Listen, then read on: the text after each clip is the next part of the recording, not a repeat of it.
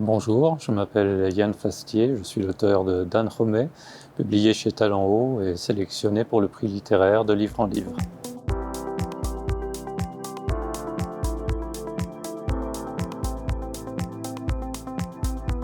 Là, on est dans le jardin d'hiver de la bibliothèque francophone multimédia à Limoges et c'est un endroit que j'aime bien. C'est un endroit que j'aime bien tout simplement. Je suis moi-même bibliothécaire, donc je connais bien les bibliothèques. Je ne travaille pas ici, mais si je devais travailler ici, je pense qu'on me trouverait assez souvent sous les plantes.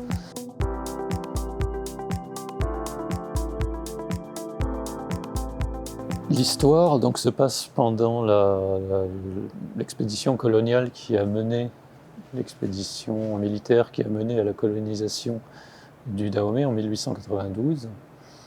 Et elle met en scène deux personnages qu'on va suivre en parallèle, c'est-à-dire Alex, qui est un jeune garçon de 16-17 ans, qui est le fils d'un médecin militaire qui prend part à cette expédition. Et en parallèle, on suit la trajectoire donc d'une jeune fille qui elle a 13-14 ans et qui est ce qu'on appelait une agodjié. C'est ce que les Français ont appelé les Amazones du roi Béhanzin. Le simple fait qu'ils se retrouvent dans une situation qui les oblige à s'entraider plutôt qu'à s'entretuer va les amener à prendre conscience de leurs conditions respectives.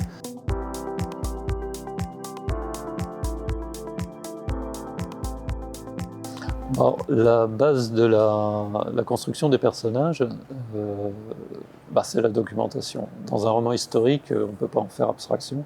Et là, c'est vraiment un roman historique, donc j'étais tenu à la fois à la documentation du côté africain et du côté français, et à la chronologie.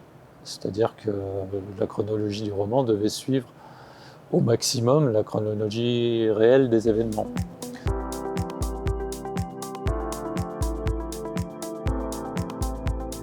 J'étais un peu anxieux de la véracité des termes de Fong-Bé que j'avais pu utiliser, que j'avais trouvé un peu avec les moyens du bord. Enfin, c'est-à-dire que dans la documentation, on trouve pas mal de termes, mais comme l'orthographe n'était pas fixée, j'étais pas très sûr de l'orthographe, c'est-à-dire que le même mot, on pouvait le trouver écrit de façon différente suivant la source. Et donc, on a eu la chance de pouvoir travailler avec un guide culturel béninois qui s'appelle Théodore Tropko, et qui a bien voulu relire le roman, revenir sur l'orthographe de certains mots, sur le sens de certains mots, pour être plus pointu, et puis plus généralement sur le contenu, disons, pour la partie africaine du roman.